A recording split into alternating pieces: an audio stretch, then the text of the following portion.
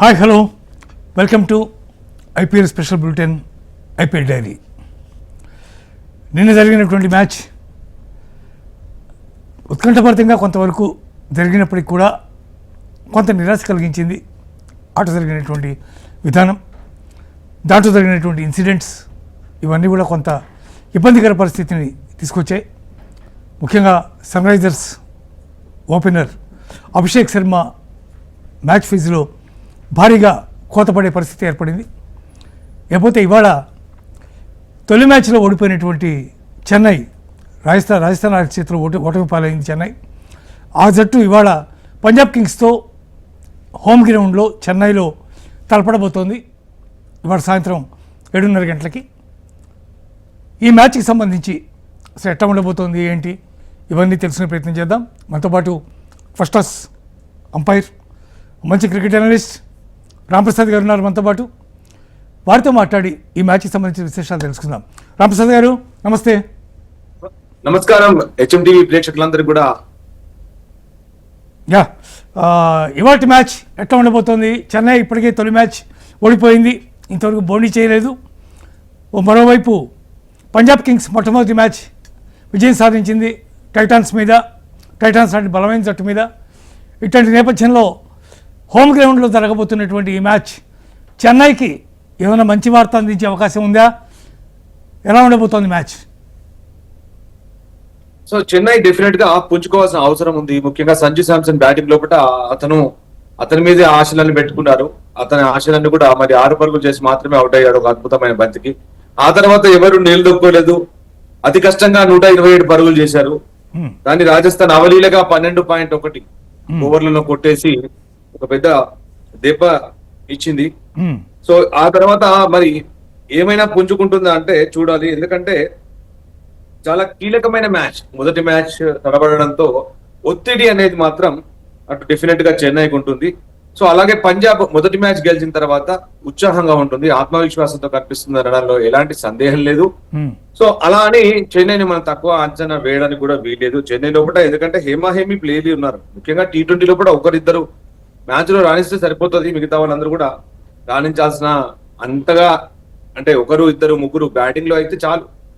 అందుకే 6 బ్యాటర్స్ ఆడతారు, 4 బౌలర్లు, ఒక ఆల్రౌండర్, అలా ఆడుతుంటాం మనం T20 లో కూడా. ఎందుకంటే ఇది 120 బాల్స్ గేమ్. సో ముఖ్యంగా సంజు శాంసన్ ఆడితే చివరి వరకు ఆడతాడు, అవలీలగా ఆడతాడు. అలాగే ముఖ్యంగా చెన్నైలో ప్రాబ్లం ఏంటంటే, ముఖ్యంగా ఇటు కోల్కతా నైట్ రైడర్స్ ప్రాబ్లం ఏంటంటే ఎప్పుడు ఎలా ఆడతాడో తెలియని అజింక్య రహానే అయితే, ఇక్కడ చెన్నై సూపర్ కింగ్స్ కి రుతురాజ్ గైక్వాడ్ అతను చాలా నెమ్మదిగా ఆడతాడు, చాలా తక్కువ వేగంతో ఆడతాడు. అంటే ముఖ్యంగా అతను 50 ఓవర్స్ కి సూటబుల్ ప్లేయర్. అతను రీసెంట్ గా కూడా 50 ఓవర్స్ లో కూడా సెంచరీ కూడా చేశాడు. మరి అది వాళ్ళ టీమ్ కి తెలవాలి. ఎందుకంటే అతను ఒక ప్లేయర్ ఏమిటి కూడా అతను లెవెల్ బాల్స్ 6 రన్స్ చేశాడు లాస్ట్ మ్యాచ్ లోపల, 127 ఆల్అవుట్. సో ఇది T20 అనేది ఏదో ఆచితూచి ఆడే గేమ్ కాదు. ఇంకోటి ఏంటంటే వెనుక చాలా మంది ప్లేయర్లు ఉంటారు. Even you play 5 balls you score 20 runs, it's okay. But అలాగే 20 balls ఆడి 10 runs చేయడం, 11 runs చేయడం అంటే 20 balls అంటే ఆల్మోస్ట్ 4 overs మనమే తక్కువ రన్స్ చేసినట్టు. ఆల్మోస్ట్ 4 overs మేడ్ ఇన్ అంటే. ముఖ్యంగా సంజు శాంసన్ బ్యాటర్ అవతల సైడ్ ఉన్నప్పుడు అతనికి కనీసం సింగిల్ తీసుకొని స్ట్రైక్ కూడా చేయలేదు. లాస్ట్ మ్యాచ్ లో గైక్వాడ్ చాలా తడబడ్డాడు. నేను అజింక్య రహానే మొదటి మ్యాచ్ లో మంచిగా ఆడిన తర్వాత మళ్ళీ నిన్న పేలవంగా ఆడాడు. సో వీళ్ళందరూ అంటే వీళ్ళందరూ స్టైల్, గేమ్ ఆఫ్ స్టైల్. అంటే ముఖ్యంగా రుతురాజ్ గైక్వాడ్ కూడా సేమ్ అజింక్య రహానే గేమ్ స్టైల్లోనే ఉంటది. సో ఇంకోటి ఏంటంటే ఇక్కడ డెవాన్ డేవిస్ ఆడలేదు. అలాగే మహేంద్ర సింగ్ ధోని గురించి అంటే నేను మహేంద్ర సింగ్ ధోని అంటే అంత ప్రాముఖ్యత కలిగిన ప్లేయర్ కాదు. ఎందుకంటే అతను ఒక వికెట్ కీపర్ చేస్తాడేమో. సో ఫిట్నెస్ పరంగా అతను చాలా ప్రాబ్లమ్స్ ఎదుర్కొంటున్నాడు, 2 weeks ఉండడు. ఇంకోటి బ్యాటింగ్ లో వచ్చేది అతను 7th, 8th డౌన్, మనం ఇంతకుముందు కూడా మన వీడియోలో మాట్లాడుకున్నాం. 7th, 8th డౌన్ లో వచ్చిన తర్వాత అంత పెద్దగా గొప్పగా కీలకంగా మారే ప్రసక్తి లేదు. ఏమైనా చేజింగ్ లో ఉండొచ్చు, బట్ అప్పటికే దారులు మూసుకుపోతాయి. ఎందుకంటే ధోని వచ్చే వరకే చాలా 10 balls లో 30-40 runs అలా ఉంటే బౌలర్లు కూడా చాలా చాకచక్యంతో బౌలింగ్ చేస్తున్నారు, ముప్పట్లా కాదు. సో ఇప్పుడు మున్పటి ధోని కాదు, ఏబీ 1 6 సిక్సర్ కొట్టవచ్చు. మ్యాచ్ ని ప్రభావితంగా మరి మలచడానికి అతని దగ్గర అంత గొప్ప శక్తులు కానీ అతను మాత్రం అంత ఫిట్ గా కానీ కనిపించట్లేదు. సో మిగతా ఏమైనా ఉంటే మిగతా ఇండియన్ ప్లేయర్స్ మీద, అలాగే మ్యాట్ హెన్రీ బౌలింగ్ మీద, అలాగే అఖిల్ హుస్సేన్ బౌలింగ్ మీద, అలాగే స్పెన్సర్ జాన్సన్ బౌలింగ్ మీద అంశుల్ కాంబోజ్ ఎలా వేస్తాడు, అలాగే సర్ఫరాజ్ ఖాన్ కి మ్యాచ్ అవకాశం ఉంటుందా, మరి మరొకసారి అవకాశం ఇస్తారా, సో ఆయుష్ మాత్రే ఎలా ఆడతాడు, వీటి మీదనే ఎక్కువగా ఆధారపడి ఉంటుంది. అలాగే జేమీ ఓవర్టన్ లాస్ట్ లోపల మరి 30 అబోవ్ రన్స్ చేశాడు, తను ఒక్కడు మాత్రమే పరుగులు 40 అబోవ్ రన్స్ చేశాడు తను ఒక్కడే. మరి ఈసారి ఈ మ్యాచ్ లో కూడా మరి అతను బౌలింగ్ చక్కగానే బౌలింగ్ చేశాడు.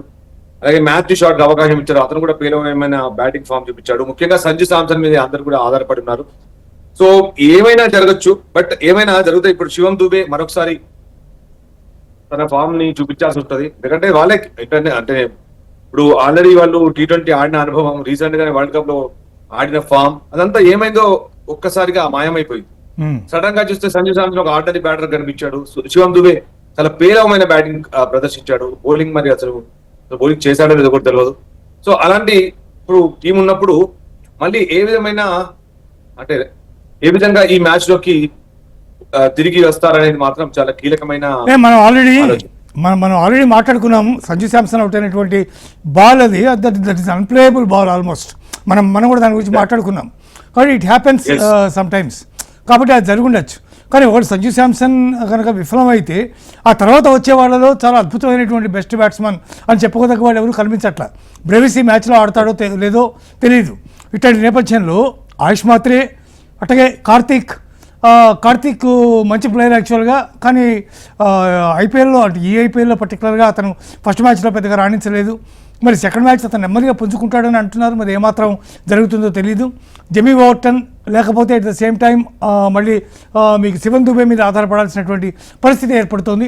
టీమ్ సెలక్షన్ కనుక చూసినట్టయితే మీకు టాప్ ఆర్డర్లో ఈ ఇద్దరి తర్వాత టాప్ ఓపెనర్స్ ఇద్దరి తర్వాత మిగిలిన వాళ్ళు ఎవరు గొప్పగా ఉన్నారని చెప్పడానికి కూడా లేని పరిస్థితి చెన్నైలో ఉంది. ఎందుకు ఇట్లాంటి పరిస్థితి ఏర్పడిందంటారు? ఇదంటే ఫస్ట్ మ్యాచ్ సార్. ఇప్పుడు మనం ఫస్ట్ మ్యాచ్ గురించి పెద్దగా అంతగా మనం బాధపడాల్సిన అవసరం లేదు. ఎందుకంటే కనీసం 1-2 మ్యాచ్లు ఆడితే గానీ వాళ్ళకు పూర్తిగా అవగాహన రాదు. ముఖ్యంగా 3-4 మ్యాచ్లు ఆడతారు. బట్ ఏంటంటే ఈ టీం నుంచి తీసే ప్రసక్తి లేదు. లాస్ట్ మ్యాచ్ లో ఎవరైతే ఉన్నారో వాళ్ళే ఖచ్చితంగా ఆడే అవసరం ఉంటుంది, ఆడే అవకాశం ఉంటుంది. సో కార్తిక్ శర్మ కూడా ఈ మ్యాచ్ లో అద్భుతంగా రాణిస్తాడు. ఆడేంతసేపు అయినా మాత్రం బాగానే ఆడాడు. సంజు శాంసన్ ఒక్కడే కొద్దిగా అసలు ఒక్కసారి సంజు శాంసన్ ఒక 50-60 అలా 70 రన్స్ అలా టార్గెట్ చేసి పెడితే తన స్కోర్ తను పూర్తి చేసి మిగతా పని వీళ్ళందరూ కూడా పూర్తి చేస్తారు. అంత బాధపడాల్సిన అవసరం ఏం లేదు. కాబట్టి రికవరీ ఏ విధంగా ఉంటది, రికవరీ ఎవరు స్టార్ట్ చేస్తారు, ఆ రికవరీ మరి సంజు శాంసన్ చేస్తాడా, రుతురాజ్ గైక్వాడ్ చేస్తాడా? ఎందుకంటే రుతురాజ్ గైక్వాడ్ క్యాప్టెన్ అయి ఉండి కూడా అతను చాలా నెమ్మదిగా ఆడడం. అలాగే ఒక్కసారి ఎట్లా ఉంటుందంటే టీం లోపల ఒక క్యాప్టెన్ తనే సరిగ్గా ఆడకపోతే అతనికి విలువ దక్కదు. దానివల్ల ఎలా ఉంటుందంటే పర్ఫార్మెన్స్, టీం పర్ఫార్మెన్స్ మీద కూడా ఆధారపడి ఉంటుంది. మనదేం పోయిందిలే అన్నట్టుగా ఆడే అవకాశం ఉంటుంది. సో అది మేబీ వాళ్ళ మెంటర్స్ వాళ్ళందరూ కోచెస్ చూస్తుంటారు, దాని మీద వాళ్ళు ఎక్సర్సైజ్ కూడా చేస్తారు. బట్ ఎనీవేస్ లాస్ట్ మ్యాచ్ మాత్రం చెన్నై సూపర్ కింగ్స్ ఏ విధంగా ఆడాలో ఆ విధంగా ఆడలేదు. చెన్నైకి ఉన్నంత సామర్థ్యాన్ని మరి చూపించలేదని మాత్రం మనకు నిజం. మరి ఈ మ్యాచ్ ఎలా ఆడతారు చెన్నై అనేది చాలా కీలకం. డెఫినెట్ గా ఈ మ్యాచ్ లాస్ట్ మ్యాచ్ కి ఈ మ్యాచ్ కి మరి చాలా తేడా ఉంటుంది. లాస్ట్ మ్యాచ్ మనం గౌహతిలో చూసాం. ఈ మ్యాచ్ మరి చెన్నై వాళ్ళ సొంత గడ్డపై ఆడుతున్నారు. మరి ఈ మ్యాచ్ లో కూడా డెఫినెట్ గా వాళ్ళు పుంజుకుంటారని మాత్రం నేను ఆశాభావం వ్యక్తం చేస్తున్నాను. అలాగే పంజాబ్ కూడా ఏం తక్కువ టీం కాదు, ఎందుకంటే పంజాబ్ కూడా లాస్ట్ మ్యాచ్ గెలిచింది. చాలా అలవకగా ఏం గెలవలేదు, వాళ్ళు కూడా ఫైట్ చేసి గెలిచారు. ఒకవైపు అలవకగా గెలుస్తున్న మ్యాచ్ లోపల సరిగ్గా వికెట్ కోల్పోయి ఆ తర్వాత కూడా వాళ్ళు పుంజుకొని మ్యాచ్ గెలిచారు. సో ఇక్కడ ఎవరిని చూసినా గానీ ఇక ఎట్లా ఉందంటే ఈసారి ఐపీఎల్ లో కూడా మొదటి 3 మ్యాచ్లు మినహాయిస్తే లాస్ట్ 2 మ్యాచ్, నిన్న మ్యాచ్ ఫస్ట్ 4 మ్యాచ్ కూడా సెకండ్ బ్యాటింగ్ చేసే టీం గెలిచినాయి. బట్ నిన్న మాత్రం సెకండ్ బ్యాటింగ్ చేసే టీం ఓడిపోయింది. సో అంటే గణాంకాలు అంటే స్టాట్స్ అనేది ఏ విధంగా మారచ్చు. సో చెన్నై సూపర్ కింగ్స్ ఆశాభావంతో ఉంటది. చెన్నై ఇప్పుడు డెఫినెట్ గా ఈ రోజు పుంజుకునే అవకాశం ఉంటుంది. బట్ హోరాహోరీ పోరు మాత్రం సత్యం. పంజాబ్ కింగ్స్ మీరు చూసినట్టయితే కంపారిటివ్లీ టీం చాలా బలంగా ఉన్నట్టు కనిపిస్తుంది చెన్నైతో కంపేర్ చేస్తే. బికాజ్ ఎందుకంటే బ్రెవిస్ ఆడతాడో లేదు ఇంకా స్పష్టత లేదు. బ్రెవిస్ ఉంటే కొంత స్ట్రాంగ్ అవుతుంది. బ్రెవిస్ ఈ మ్యాచ్ కూడా ఆడకపోవచ్చని చెప్తున్నారు ఇప్పటిదాకా ఉన్న సమాచారం. కానీ పంజాబ్ కింగ్స్ కంపారిటివ్లీ బౌలింగ్ స్ట్రాంగ్గా ఉంది, at the same time batting కూడా చాలా స్ట్రాంగ్గా ఉంది. ముఖ్యంగా శ్రేయస్ అయ్యర్ లాంటి మంచి క్యాప్టెన్ ఉన్నాడు, అట్ ద సేమ్ టైం మంచి ప్లేయర్ కూడా వాళ్ళ వైపు ఉన్నాడు. మిగిలినటువంటి ఓపెనర్స్ ఇద్దరు కూడా చాలా మంచి బ్యాటింగ్ చేయగలిగినటువంటి కెపాసిటీ ఉన్నవాళ్ళు. అలాగే బౌలింగ్లో కూడా హర్షదీప్ ఉన్నాడు ఒక వంక, మరోవైపు చాహల్ ఉన్నాడు. ఇట్లాంటి మంచి మంచి ప్లేయర్స్ అంతా కూడా పంజాబ్ కింగ్స్లో ఉన్నారు. కాబట్టి అంటే ఆ రకమైన కంపారిజన్ కనుక బ్యాటింగ్ బౌలింగ్ కంపారిజన్ కనుక చేస్తే ఒకవేళ పంజాబ్కి ఎడ్జ్ ఉందని చెప్పచ్చా? డెఫినెట్ గా పంజాబ్ లో కూడా ఆల్రౌండర్ ప్లేయర్స్ ఉన్నారు. ఎట్లా అంటే బౌలింగ్ సంబంధించి హర్షదీప్ ఉన్నాడు, అలాగే అజ్మతుల్లా ఉమర్జాయి చాలా చక్కగా మరి ఆల్రౌండ్ పర్ఫార్మెన్స్ చేస్తాడు. అలాగే జేవియర్ బాట్లెట్ లాస్ట్ మ్యాచ్ లో కూడా అద్భుతంగా బౌలింగ్ చేశాడు. అలాగే బ్యాటింగ్ కూడా చాలా కీలకమైన సిక్సర్ కొట్టాడు. సో ఎందుకంటే అక్కడ మనం ఊహించినట్టు జరగట్లేదు. ఇప్పుడు మార్కో జెన్సన్ అద్భుతమైన ప్లేయర్, అతను కూడా చాలా క్లిక్ అయితే అతను బౌలింగ్ చాలా చక్కగా చేశాడు లాస్ట్ మ్యాచ్ లో. సో ఎక్కడ చూసినా అసలు పంజాబ్ రియల్ గా ఈసారి పంజాబ్ నాకౌట్స్ ఖచ్చితంగా వెళ్ళే టీం. ఎందుకంటే శ్రేయస్ అయ్యర్ అద్భుతమైన ఫామ్ లో ఉన్నాడు, హర్షదీప్ సింగ్ అట్లాంటి బౌలర్, అలాగే అజ్మతుల్లా ఉమర్జా అట్లాంటి ఆల్రౌండర్, అలాగే జేవియర్ బాట్లెట్ అట్లాంటి ముఖ్యంగా వరల్డ్ వైడ్ లో కూడా కార్పొరేట్ టోర్నమెంట్ లో కూడా T20 లో కూడా చాలా చక్కని ప్రదర్శన ఇచ్చే బౌలర్. అలాగే కూపర్ కనోలి, మీకు తెలుసు ఆ మ్యాచ్ లో ఎలా ఆడాడో. సో ముఖ్యంగా కూపర్ కనోలి వన్డౌన్ తీసుకురావడంపై చాలా మంది అసలు ఇదేంటి ఇలాంటి నిర్ణయం తీసుకున్నారన్నారు. కానీ మరి పంజాబ్ కోచ్ మరి రికీ పాంటింగ్ తన మీద ఉన్న నమ్మకాన్ని, అలాగే ఆస్ట్రేలియాకు భవిష్యత్తు తారగా అభివర్ణిస్తున్న ఈ కనోలిని అటు ముందరగా పంపించి చివరి వరకు కూడా కనోలి ఉంటూ చివరి మరి విన్నింగ్ షాట్ కూడా 4 తో ముగించి ఒక అద్భుతమైన ఫినిషింగ్ ఇచ్చాడు. చాలా చక్కని మ్యాచ్. మనకి ఈ IPL లోపల మొట్టమొదటి ఒక తగ్గఫర్ మ్యాచ్ చూసామంటే అదే మ్యాచ్. ఆ మ్యాచ్ లో చాలా చక్కని విజయాన్ని వాళ్ళకు మరి ఈ పంజాబ్ ఇవ్వడం, ఆత్మవిశ్వాసం పంజాబ్ పెరిగింది. ఎందుకంటే అసలు ఊహించని ప్లేయర్లు రాణించారు, ఊహించిన ప్లేయర్ రాణించలేదు. సో అలాంటప్పుడు ఎలా ఉంటుందంటే ఇంకా వీళ్ళందరి మీద నమ్మకం ఉన్న ప్లేయర్ అందరూ కూడా రాణిస్తే, ముఖ్యంగా జెన్సన్ అట్లాంటి ప్లేయర్ అంటే చివరి వరుసలో కూడా బ్యాటింగ్ ఉన్నాడంటే వాళ్ళ బలం బాగా పెరిగిపోతుంది. దానివల్ల ఆ పంజాబ్ ఒక నమ్మకం పెరిగిపోతుంది, ఆత్మవిశ్వాసం పెరిగిపోతుంది. దానివల్ల వాళ్ళ ఆటలో కూడా మార్పు మనం చూస్తాం. ముఖ్యంగా ఇంతవరకు యజ్వేంద్ర చాహల్ బౌలింగ్ కూడా హైలైట్ బౌలింగ్. అసలు అంత చక్కగా యజ్వేంద్ర చాహల్ ఇంతవరకు T20 ఇంటర్నేషనల్ లో కూడా ఒక్కసారి కూడా 1-2 మ్యాచ్ల బౌలింగ్ చేస్తుంటాడు. సో అంత అద్భుతంగా లైన్ అండ్ లెంత్ ను మెయింటైన్ చేశాడు, బ్యాటర్ ను ముందుకు రానియకుండా, అలాగే క్రీజ్ లోనే కట్టిపడేస్తూ అతను వేసిన బంతులు రియల్ గా బ్యూటిఫుల్ బౌలింగ్. అంత మంచి వేరియేషన్స్ లైఫ్. నేను చాలా మటుకు నేను చాహన్ విమర్శిస్తాను, బట్ ఈ మ్యాచ్ లో మాత్రం చాహన్ నేను మెచ్చుకుంటా. ఎందుకంటే అతను వేసిన బౌలింగ్ అలాంటిది. సో ప్రతిసారి మనం విమర్శించలేదు, ఒక బౌలర్ మంచిగా వేస్తే ఆ మంచిగా వేసాడని చెప్పాలి. సో అలాగే చాహల్ బౌలింగ్ చాలా అక్యురేట్ గా బౌలింగ్ చేశాడు. బ్యాటర్ ఈ కాంటకం ఒక హిట్ చేయడానికి మరి క్రీజ్ ను వాళ్ళు ముందుకు రావడానికి భయపడ్డాడు, క్రీజ్ లో ఉండి ఆడడానికి భయపడ్డాడు, చాలా వేరియేషన్స్ వేశాడు. ఇలాంటి బౌలర్. అలాగే లూకీ ఫెర్గ్యూసన్, అలాగే బెన్ వెషియస్ ఆడలేదు అనుకోండి. సో వీళ్ళందరికీ ముఖ్యంగా నాకైతే మాకో జాన్సన్ చాలా కీలకమైన ప్లేయర్. అతను ఏ విధంగా అంటే దాదాపుగా అతను 6 months నుంచి ఇండియాలోనే ఉంటున్నాడు. అటు T20 సిరీస్ ఆడాడు, వరల్డ్ కప్ ఇండియాలో జరిగిన 2 నెలలు. సో వీళ్ళందరూ కూడా ఇండియాలో ఉండి అతను చాలా ఎక్కువగా వారి అనుభవం సాధించాడు. అతనికి చాలా కొట్టిన పిండి అయిపోయింది ఇండియాలో ఆడడం అనేది. సో దానివల్ల వీళ్ళకి ఒక మంచి ప్రభుసిమ్రన్ సింగ్, అలాగే మార్కస్ స్టైనెస్, వీళ్ళందరూ కూడా చాలా కీలకమైన ప్లేయర్. వీళ్ళందరూ T20కి సమతూకమైన టీం అనేది మాత్రం పంజాబ్ ఉంది. పంజాబ్ ఒక విధంగా చూస్తే చెన్నై మొదటి మ్యాచ్ ఓడిపోకున్నా కానీ అటు ఓడిపోయిన తర్వాత ఆత్మవిశ్వాసం తగ్గింది, డెఫినెట్ గా దాంట్లో సందేహం లేదు. బట్ ఈ మ్యాచ్ లో గెలిచి మరి ఆత్మవిశ్వాసాన్ని మరి తిరిగి తెచ్చుకుంటుందా అనేది మాత్రం ఒక ప్రశ్న. ఆ ప్రశ్నకు ఎలాంటి సమాధానం ఇస్తారనేది ఈ మ్యాచ్ మనకు అది సమాధానం ఇస్తుంది. ఎస్, టోర్నమెంట్ స్టార్టింగ్లోనే ఇంకా ఫస్ట్ రౌండ్ కూడా ఇంకా పూర్తి కాకముందే అప్పుడే IPL వివాదాలు చుట్టుముడుతున్నాయి. ముఖ్యంగా నిన్న జరిగినటువంటి మ్యాచ్లో Sunrisers opener Abhishek Sharma అవుట్కి సంబంధించి చాలా పెద్ద వివాదం ఏర్పడింది. దాని మీద ట్రోలింగ్ కూడా పెద్ద ఎత్తున జరుగుతోంది. అతను దాదాపు 48 రన్స్లో ఉన్నాడు, ఇంకో 2 runs కొడితే 50 కంప్లీట్ అవుతున్నటువంటి నేపథ్యంలో అతను పుల్ చేసినటువంటి బాల్ నేరుగా అక్కడ ఉన్నటువంటి ఫీల్డర్ చేతిలో పడకుండా కొంచెం డిస్టెన్స్ కొంచెం ముందుకు పడుతున్న నేపథ్యంలో ఆ ఫీల్డర్ దాన్ని పట్టుకోవడానికి ప్రయత్నం చేసినప్పుడు బంతి కింద పడింది అనేది చాలామంది యొక్క విమర్శ. అందరూ కూడా యాక్షన్ రీప్లే చూసిన తర్వాత దాని గురించి చాలా తీవ్రమైనటువంటి విమర్శలు చేస్తున్నారు. థర్డ్ అంపైర్ సరైనటువంటి డెసిషన్ ఇవ్వలేదని. మీరు కూడా ఒక అంపైర్గా ఉన్నారు కాబట్టి మీరు చాలా సంవత్సరాల నుంచి మీకు కూడా క్లియర్ అయినటువంటి ఐడియా ఉంటుంది. అతని మీద సెక్షన్ 2 and 3 ఏదో పెట్టారు. అట్లాగే లెవెల్ 1 అఫెన్స్గా దాన్ని పరిగణించి అతనికి 25% ఆఫ్ మ్యాచ్ ఫీజ్ అతని మ్యాచ్ ఫీజులోంచి ఛార్జ్ చేసినటువంటి పరిస్థితి ఉంది. సో మీకేమనిపించింది ఆ క్యాచ్ని చూస్తే? సో సార్, ఒకటి మనం ఇంతకుముందు టెక్నాలజీ లేదు, ఇప్పుడు టెక్నాలజీ వాడుకుంటున్నాం. సో టెక్నాలజీ వాడుకుంటున్నప్పుడు ఏదైనా ఒకటి ప్రతి టోర్నమెంట్ కి ప్లేయింగ్ కండిషన్స్ అంటూ ఉంటాయి. సో అంటే MCC లా అంటే మెల్బోర్న్ క్రికెట్ క్లబ్ ఏదైతే లాను మనం అంటే అవలంబిస్తూనే ఆచరిస్తూనే సో ఒక ప్లేయింగ్ కండిషన్స్ అనేది మనం రూపుదిద్దుకొచ్చుకుంటాం. ఎట్లా అంటే 1 day T20కి టెస్ట్ ఫార్మాట్ కి ప్రతి ఒక్క టెస్ట్, ఇప్పుడు ఏదైనా టెస్ట్ సిరీస్ జరిగితే దాంట్లో బౌన్సర్స్ ఎన్ని ఉంటాయి, నో బాల్ అంటే ఏ విధమైన వాటికి మనం ఇట్లా ఇవ్వాలి, ఏ విధమైన వాటికి ఇవ్వకూడదు. అలాగే డ్రింక్స్ గురించి, ఒక సమ్మర్ బాగా ఉందనుకోండి అక్కడ ఎక్కువగా డ్రింక్స్ తీసుకునే అవకాశం ఉంటుంది. సో ఇలాంటి వాటికి అన్నిటి కూడా ప్లేయింగ్ కండిషన్స్ లో ఒక లైన్ ఉంటుంది. ఎట్లా అంటే umpire decision is final, match referee ఉంటాడు, ఐసీసీ వాళ్ళు కూడా ఉంటారు, సో ముఖ్యంగా ఐపీఎల్ అథారిటీ ఉంటుంది. సో గ్రౌండ్ లోపల ఏది జరిగినా అది అఫీషియల్స్ మాత్రమే చూసుకుంటారు. మనం ఏదో కనిపించిందని ముఖ్యంగా మనకు కనిపించవచ్చు, కానీ ఎంపైర్ అవుట్ ఇచ్చిన తర్వాత దాని గురించి మనం విశ్లేషణ చేయకూడదు. సో ఎందుకంటే ఒకవేళ అవుట్ ఇచ్చిన తర్వాత బ్యాటర్ కూడా తన నిర్ణయాన్ని తెలుపకూడదు, బ్యాటర్ కూడా తన విముఖత చూపించకూడదు, అలాగే ఆ నిర్ణయం పట్ల ఏ విధమైన వ్యతిరేక భావాన్ని చూపించకూడదు. ఎందుకంటే that is what cricket is. Cricket లో ఏమంటారంటే who makes the less mistakes he will be the best umpire అంటారు. సో ఇలాంటి సందర్భాల్లో మనం క్రికెట్ లో ఇలాంటి జరుగుతూనే ఉంటాయి. ఎంత టెక్నికాలిటీ వచ్చినా ఎన్నో సార్లు రాహుల్ ద్రవిడ్ కి అసలు బ్యాట్ కి చాలా దూరంగా బాల్ వెళ్తున్నట్టు కనిపించి స్నికోమీటర్ పై మనకు స్నికో కనిపించిన తర్వాత రాహుల్ ద్రవిడ్ అవుట్ ఇవ్వడం, దానికి నిరాశగా రాహుల్ ద్రవిడ్ వెను తిరగడం, అలాంటి టెస్ట్ మ్యాచ్ లో మనం ఎన్నో ఓడిపోయినాం. సో ఎందుకంటే టెక్నాలజీ ఒకసారి మనం దాన్ని వాడుకున్న తర్వాత, ఎంపైర్ నిర్ణయాన్ని ఇచ్చిన తర్వాత దాన్ని మనం ఆమోదం తెలపాలి. So we have to accept it. Maybe అది క్యాచ్ లేసింది, సో మేబీ గ్రౌండ్ తాకింది, సో క్యాచ్ లేచింది అంటేనే ఆటోమేటికలీ బ్యాటర్ అనుకోవాలి, సో నేను అవుట్ అయిపోతాను అని అనుకోవాలి. సో మేబీ ఏదైనా లక్ ఫేవర్ చేసి అతను డ్రాప్ చేస్తే ఓకే, అతను మళ్ళీ ఒక తిరిగి అవకాశం ఉంటుంది. కానీ ఇక్కడ ఎంపైర్ అవుట్ ఇచ్చిన తర్వాత దాన్ని మనం యాక్సెప్ట్ చేయాలి. సో అది సామాజిక మాధ్యమాల్లో అందరూ తెలిసి క్రికెట్ లోపల ఇంతకుముందు 42 లాస్ ఉండేసి ఇప్పుడు 41 లాస్ ఉన్నాయి. క్రికెట్ లోపల చాలా కీలకమైన మార్పులు జరిగాయి.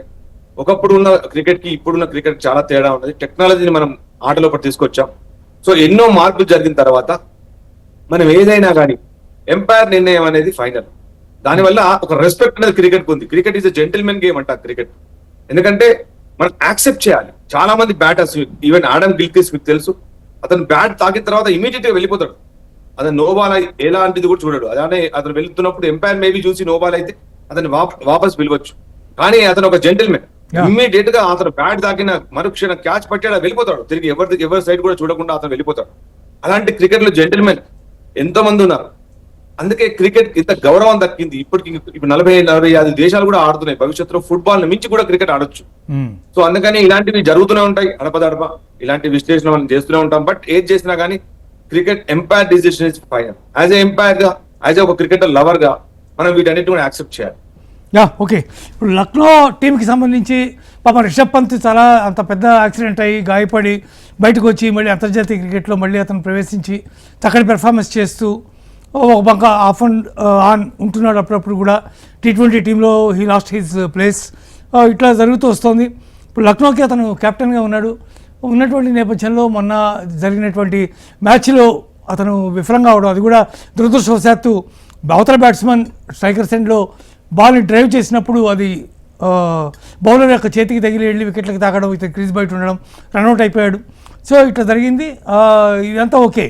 మ్యాచ్ పూర్తి అయిపోయిన తర్వాత పెవిలియన్లో లక్నో యజమానితో అతనికి జరిగినటువంటి సంఘర్షణాత్మకమైనటువంటి వైఖరి విజువల్స్ అవి చూస్తే మనకు తెలుస్తోంది. ఇద్దరు చాలా ఉద్రేకంగా మాట్లాడుకుంటున్నారని, దీని మీద కూడా చాలా రకాలైనటువంటి కామెంట్స్ వస్తూ ఉన్నాయి. ఈ రకమైనటువంటి వ్యవస్థలో అంటే ఐపీఎల్ గవర్నింగ్ బాడీ కేవలం not only for the players, యజమానులు కూడా ఈ విధంగా ప్లేయర్స్ని ఇబ్బంది పెట్టడానికి గురించి ఏమైనా చేసే ఆస్కారం ఏమైనా ఉందా? సో అంటే ముఖ్యంగా దానికి ఏదైనా దానికి ఒక లిమిటేషన్స్ ఉంటాయి. ఇవన్నీ మనకు ఒక ఫోటోని చూసి వాళ్ళు మాట్లాడుకుంటున్న విధానాన్ని చూసి ఎన్నో పేపర్లు ఎన్నో రాయొచ్చు, విలేకరులు ఏమైనా రాయొచ్చు. బట్ ఇప్పుడు మనం చూస్తున్నాం చిన్న చిన్న వాటి గురించే ఎన్నో చాలా మటుకు మనం కూడా చూస్తున్నాం. సామాజిక మాధ్యమాలు వచ్చిన తర్వాత ఈ క్రికెట్ లో చాలా పెను మార్పులు అంటే ఇవన్నీ సంభవిస్తాయి. సో వీటన్నింటిని పక్కన పెడితే ఆ ఫోటోలు వాళ్ళు ఏం మాట్లాడుకున్నారనే విషయం వాళ్ళు చాలా ఘాటుగానే మాట్లాడుకోవచ్చు, ధాటిగానే మాట్లాడుకోవచ్చు. వాళ్ళు ఏం మాట్లాడుకున్నారనే విషయం మనకు తెలియదు. అది మంచో చెడో ఏ విధమైన విషయాలు కూడా మనం మాట్లాడుకున్నారో తెలియదు. సో దాన్ని వాళ్ళు ఒక పేపర్ లో మనం చూసాము, వాళ్ళిద్దరు మాట్లాడుకుంటున్నది పెద్ద ఫోటోనే వేసి, అలాగే పంత్ గోయంక మధ్యలో కూడా చాలా వేడి సంభాషణ జరిగినట్టుగా మనం ఎన్నో అటు పత్రికల్లో చూసాం, అలాగే సామాజిక మాధ్యమాల్లో కూడా చూస్తున్నాం. బట్ ఏది జరిగినా అది వాళ్ళ టీంలో జరుగుతాయి. ఒక మేనేజ్మెంట్ అన్న తర్వాత మేనేజ్మెంట్ డెఫినెట్ గా ఒక ప్రశ్న వేస్తుంది. ఇప్పుడు మేనేజ్మెంట్ క్రికెట్ అనుభవం లేనటువంటి మేనేజ్మెంట్ అయితే కాదు కనీసం, ఎందుకంటే వాళ్ళు కూడా చాలా రోజుల నుంచి ఆడుతున్నప్పుడు వాళ్ళకు కూడా క్రికెట్ మీద అవగాహన ఉంటది. సో ఇలాంటి నిర్ణయం ఎందుకు తీసుకున్నావు అని అడిగే అవకాశం ఉంటది. దానికి వీళ్ళు బదులు చెప్పాల్సిన అవసరం ఉంటది, ఎందుకంటే వాళ్ళు అడగకుండా ఉండరు, వీళ్ళు చెప్పకుండా ఉండరు. సో అలాంటి డిస్కషన్స్ నడుస్తూనే ఉంటాయి, వాడి వేడిగా నడుస్తుంటాయి. మేబీ కొంతమంది ప్లేయర్లు మీరు వెళ్ళిపోవచ్చు కూడా, నేను ఆడను అని వెళ్ళిపోవచ్చు. బట్ ఇవన్నీ కూడా క్రికెట్ లోపల ఒక లిమిటేషన్స్ ఉంటాయి, దానికి ఒక బౌండరీ ఉంటుంది. సో ఆ బౌండరీని ఎవరు కూడా దాటదు. రాంప్రసాద్ గారు, ఇక్కడ ప్రధానంగా గతంలో మహేంద్ర సింగ్ ధోనికి అదే లక్నోతో అదే యజమానితో ఈ రకమైనటువంటి సందర్భం జరిగింది. అట్లాగే మళ్ళీ ప్రధానమైనటువంటి కీలకమైనటువంటి ఆటగాడు కేఎల్ రాహుల్ కెప్టెన్గా ఉన్నప్పుడు కూడా మళ్ళీ అట్లాంటి పరిస్థితి తలెత్తింది. అంటే ప్రతి ఒక్క కెప్టెన్తోనూ, అంటే కెప్టెన్ అనగానే టీంని మనం ఓన్ చేసాం కాబట్టి, టీం నాది కాబట్టి, మేము ఇంత కొనుక్కున్నాం కాబట్టి మేము ఏది మాట్లాడినా పర్వాలేదు అనేటటువంటి వైఖరిని యజమానులు వహించడం ఎంతవరకు కరెక్ట్? ఇప్పుడు ఆటలో జరుగుతున్నటువంటి సందర్భాల్లో ఒక ఆటగాడు ఏదైనా తప్పిదం చేస్తే దానికి ఎట్లాగైతే వాళ్ళ మ్యాచ్ ఫీజులో కోత విధిస్తున్నారో గవర్నింగ్ బాడీ, లేదా అట్లాగే యజమానులు కూడా ఒకవేళ ప్లేయర్స్ పట్ల ఏదైనా దురుసుగా ప్రవర్తించినా, తప్పుడు నిర్ణయాలు ఏమైనా తీసుకున్నా, లేకపోతే అన్వాంటెడ్ సంఘటనలు ఏమైనా జరిగినా కూడా అట్లాంటప్పుడు వాళ్ళని నియంత్రించే సిస్టమ్ ఏమన్నా ఐపీఎల్ గవర్నింగ్ బాడీ ఆలోచించాల్సిన అవసరం ఉందా? ఉంటుంది, డెఫినెట్ గా ఉంటుంది. ఇట్లాంటివి జరుగుతున్నప్పుడు మాత్రమే మనకు డెవలప్మెంట్ కి ఆస్కారం ఉంటుంది. క్రికెట్ లో కూడా ఎన్నో మార్పులు చెప్పి ఎట్లా జరిగినాయి మీకు తెలుసు. ఒకప్పుడు క్రికెట్ లో ఎన్ని నో బాల్స్ ఉన్నాయి, ఇప్పుడు ఎన్ని నో బాల్స్ అయిపోయినాయి. చాలా మార్పులు వచ్చినాయి క్రికెట్ లో కూడా. బౌండరీ బయట నుంచి కూడా మరి ఫీల్డర్ రావడం మనం చూసేది బౌలర్ రాకముందు.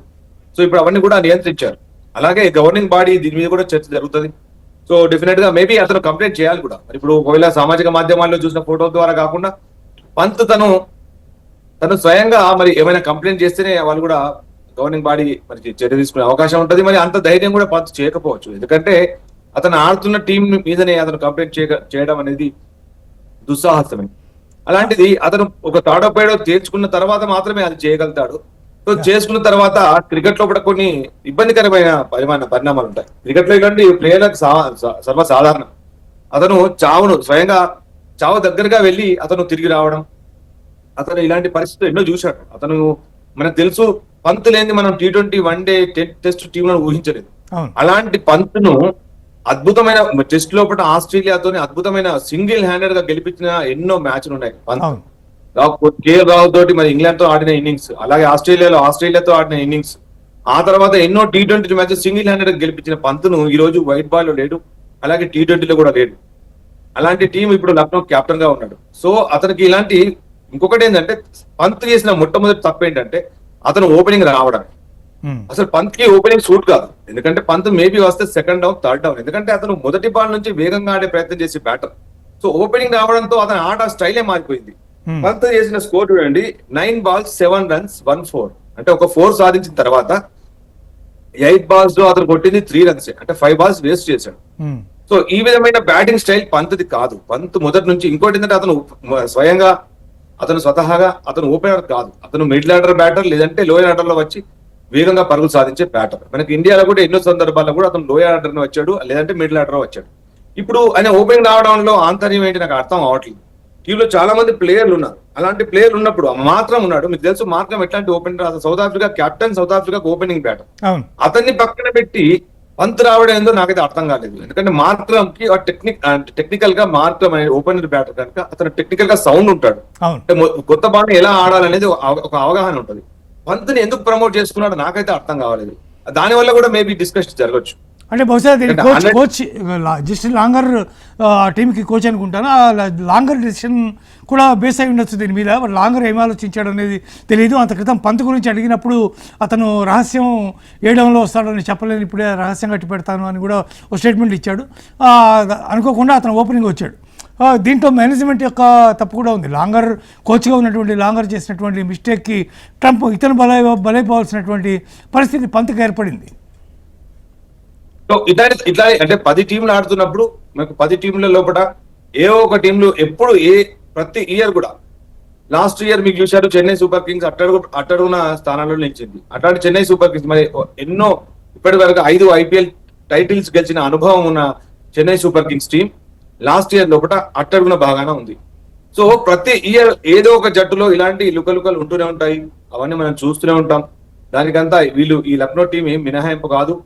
ఈ లక్నో టీం అంతకంటే పెద్ద, అంటే వాళ్ళు కూడా నేర్చుకుంటారు, ఇలాంటి ఎక్స్పీరియన్స్ వల్లనే, ఇలాంటి తప్పుల వల్లనే నేర్చుకుంటారు. సో తప్పులు జరుగుతూనే ఉంటాయి, బట్ అన్ని కూడా అన్ని జట్లు ఆల్మోస్ట్ ఒక మ్యాచ్ ఆడినాయి.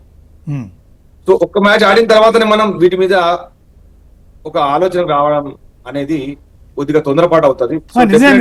మీరు కరెక్టే చెప్పారు యాక్చువల్, ఎందుకంటే ముంబై ప్రతిసారి కూడా దాదాపు 4-5 మ్యాచ్లు అయిపోయిన తర్వాత మాత్రమే స్టార్ట్ చేస్తుంది. సో మేబీ మేనేజ్మెంట్ డెఫినెట్ గా క్వశ్చన్ వేస్తుంది సార్. క్వశ్చన్ మేనేజ్మెంట్ ఉంటుంది ప్రపంచం. అసలు క్వశ్చన్ వేయకపోతే ఆ మేనేజ్మెంట్ కూడా తప్పే. ఆ మేనేజ్మెంట్ కి సంబంధించి మేనేజ్మెంట్ కూడా జవాబు ఇవ్వాల్సిన అవసరం ఉంటది, కెప్టెన్ కు ఉంటది, అలాగే ప్లేయర్స్ కూడా ఉంటది. ఇప్పుడు ప్లేయర్స్ పర్ఫార్మెన్స్ చేయకుండా ఆ ప్లేయర్స్ టీమ్ లో ఉండరు. సో డెఫినెట్ గా మనం అర్థం చేసుకోవచ్చు, ఆ ప్లేయర్ కి ఎలా అయితే మెడ మీద కత్తి పెట్టి మరి నువ్వు ఆడించడం అనేది కాదు, ఆ ప్లేయర్ కూడా ఒక 3-4 అవకాశాలు ఇవ్వాలి. ఇప్పుడు ఈ జట్టు కనీసం 4 మ్యాచ్లు ఆడాలి. మొదటి మ్యాచ్ ఆడుతున్న జట్టు ఖచ్చితంగా అదే జట్టు కనీసం ఒక 4 మ్యాచ్లు ఆడితే గానీ వాళ్ళు కుదురుకోవడానికి, అలాగే మరి అర్థం చేసుకోవడానికి అవకాశం ఉంటుంది. ఇంకొకటి శివప్రసాద్ గారు, ఇప్పుడు మనం చూస్తున్నాం, ఇప్పుడు ప్రతి ఒక్క టీం, ఇప్పుడు చెన్నైలో ఆడతాం, నెక్స్ట్ ముంబైలో ఆడతాం, నెక్స్ట్ బెంగళూరులో ఆడతాం, నెక్స్ట్ గౌహటిలో ఆడతాం, నెక్స్ట్ ఇండోర్ లో ఆడతాం. అంటే అటు ప్లేసెస్ చేంజ్ అవుతుంటాయి, అలాగని ఆట తీరులో మార్పు తెచ్చుకోవాలి. అలాగే అవతల వైపు జట్టు లోపల మరి ఆపోనెంట్స్ మారుతుంటారు, వీటన్నిటికీ ప్రణాళిక సిద్ధం చేయాలి, ఆ ప్రణాళిక తగ్గట్టుగా మనం ఆడుతూ ఉండాలి. ఇవన్నీ చాలా క్లిష్టమైన పరిస్థితులు. సో ప్లేయర్లు వాటికి అనుగుణంగా ముందుకు వెళ్తూనే ఉంటారు, ఇలాంటివి జరుగుతూనే ఉంటాయి, మనం ఎన్నో చూస్తూనే ఉంటాం. సో ఇవన్నీ కూడా ఆటలో భాగాలే. ఓకే, అంటే ఎందుకు పర్టికులర్గా అడుగుతున్నానంటే ఒకే జట్టు నుంచి ఈ రకమైనటువంటి వ్యవస్థ వస్తుంది కాబట్టి ప్రతిసారి గతంలో పెద్ద పెద్ద ప్లేయర్స్ కూడా ఇట్లాంటి అనుభవాన్ని ఎదుర్కొన్నారు కాబట్టి దీని మీద ప్రస్తుతం సోషల్ మీడియాలో లేదా మిగిలిన అన్ని చోట్ల కూడా తీవ్రమైనటువంటి ట్రోలింగ్ జరుగుతుంది. At the same time Abhishek Sharma ఇష్యూకి సంబంధించి కూడా పెద్ద ఎత్తున ట్రోలింగ్ జరుగుతుంది. సరే, మొత్తం మీద కనుక చూసినట్టయితే ఇవాళ మ్యాచ్ ఎట్లా ఉంటుందని మీరు అనుకుంటున్నారు? డెఫినెట్ గా ఈరోజు టఫే ఉంటుంది. ఒకటి ఓడిపోయిన జట్టు, ఒకటి గెలిచిన జట్టు, రెండు జట్లు ఒకటి నిరూపించుకోవాల్సిన అవసరం ఉంటది, ఒకటేమో కొనసాగించాల్సిన అవసరం ఉంటది. సో రెండు జట్లు కూడా చాలా చక్కని ప్లేయర్లు ఉన్నారు. ముఖ్యంగా పంజాబ్ జట్టు మనకు తెలుసు, చాలా చాలా టాప్ క్లాస్ ప్లేయర్లు ఉన్నారు ఈ రోజు. వాళ్ళందరూ కూడా మరి లాస్ట్ మ్యాచ్ లో రాణించి ఉన్నారు. అలాగే ఇప్పుడు మన చెన్నై ఈ విషయానికి వస్తే, మన చెన్నై విషయంలో కూడా లాస్ట్ మ్యాచ్ ఓడిపోయిన తర్వాత కొద్దిగా ఒక ఆలోచన స్టార్ట్ అయింది, ఎక్కడ మేము తప్పు చేశాం అనే ఆలోచన. వాళ్ళకు సమయం బాగానే ఉంది మ్యాచ్ మధ్య లోపల. సో చెన్నై కూడా ఈ రోజు మంచి ప్రదర్శన చేస్తుంది అనడంలో ఎలాంటి సందేహం లేదు. అలాగే పంజాబ్ తగ్గప్ప టీం ఉంది, చాలా టఫ్ టీం ఉంది. సో ఈ టోర్నమెంట్ లోనే మోస్ట్ టఫెస్ట్ టీమ్స్ లోపల పంజాబ్ కూడా మీరు చూడండి, చూస్తూనే ఉండండి. Punjab most toughest team to beat. Any team కూడా పంజాబ్ ఓడగొట్టాలంటే ఖచ్చితంగా ఆలోచించాల్సిన అవసరం ఉంటుంది. ఎందుకంటే ఒకే వైపు వరల్డ్ క్లాస్ బౌలర్స్ ఉన్నారు ఇద్దరు. T20లో అతి నమ్మదగ్గ బౌలర్లు ఇద్దరు కూడా ఒకటే వైపు ఉన్నారు. ఒకటి ఎన్సన్ ఉన్నాడు, ఒకటి వరల్డ్ లోనే top number 1 bowler, my favourite bowler Arshdeep Singh ఉన్నాడు. సో ఇలాంటి బౌలర్ ఉన్నాడు. మళ్ళీ అలాగే చాహల్ కూడా చాలా చక్కగా బౌలింగ్ చేశాడు. సో ఒక ముగ్గురు బౌలర్లు, ఇంత మంచి బౌలర్లు ఉన్న తర్వాత ఆ టీమ్ తో ఆడాలంటే ఖచ్చితంగా ఒక అద్భుతమైన ప్రతిభ చూపాలి. సో ఈ రోజు సంజు శాంసన్ ఆట ఎలా ఉంటుంది అనే దాని మీదనే మనకు మ్యాచ్ మీద ఆధారపడుతుంది. Yes sir, thank you so much. చాలా అద్భుతమైనటువంటి విశ్లేషణ అందించినందుకు రాంప్రసాద్ గారు. రేపు మళ్ళీ ఇదే సమయానికి మనం మళ్ళీ కలుద్దాం. చూస్తూనే ఉండండి HMTV.